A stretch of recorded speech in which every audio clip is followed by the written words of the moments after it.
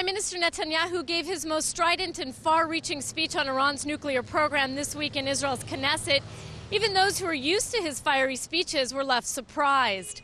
Now, without mincing his words, Netanyahu said he would not hesitate to strike Iran even without the approval of U.S. President Barack Obama. And he reminded lawmakers that he would not be the first Israeli prime minister to defy Washington's wishes. Back in 1981, former Prime Minister Menachem Begin ordered the bombing of Iraq's nuclear facilities despite U.S. opposition. The mission was a success and failed to cause the kind of diplomatic crisis that many had predicted. Now, I spoke earlier with Netanyahu's spokesperson, and here's what he told me about the allies' differing views on the Iranian threat.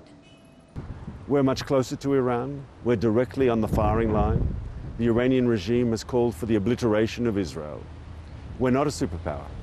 We have vulnerability that the United States does not have.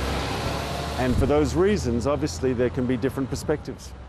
Netanyahu's impassioned parliament speech convinced some lawmakers that the prime minister has finally made up his mind. It's no longer a question of if Israel will attack Iran, but when. Netanyahu reportedly has the necessary majority in his security cabinet to greenlight the attack, even with U.S. objections. Political sources in Jerusalem say 8 ministers are in favor, 6 against. A lack of faith in U.S. President Barack Obama to strike Iran after the November U.S. elections is believed to be pushing Netanyahu closer towards a unilateral move. That on top of fears that a nuclear Iran will be a foregone conclusion by then. While it's clear the U.S. wants Israel to hold off on sending its fighter jets to Tehran, Netanyahu is nonetheless staking out his position within the expressed limits of his country's most important ally. The Americans say publicly that containment is not a strategy. No one is seeking to contain an Iranian nuclear weapon. We want to prevent that. And of course, that is identical to the Israeli position. Also, very important, we heard in Washington, President Obama said that Israel has the right to defend itself by itself against possible threats. And of course, that's something we embrace.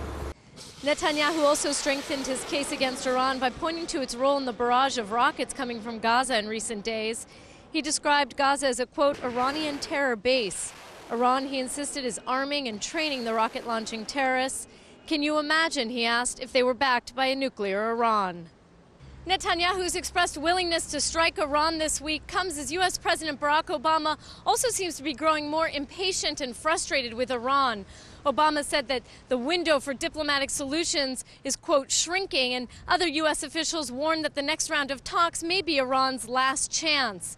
Now, military cooperation between the allies on the Iranian issue will continue next week when Israel's new chief of staff, Lieutenant General Benny Gantz, travels to Washington. Jordana Miller, JN1, Tel Aviv.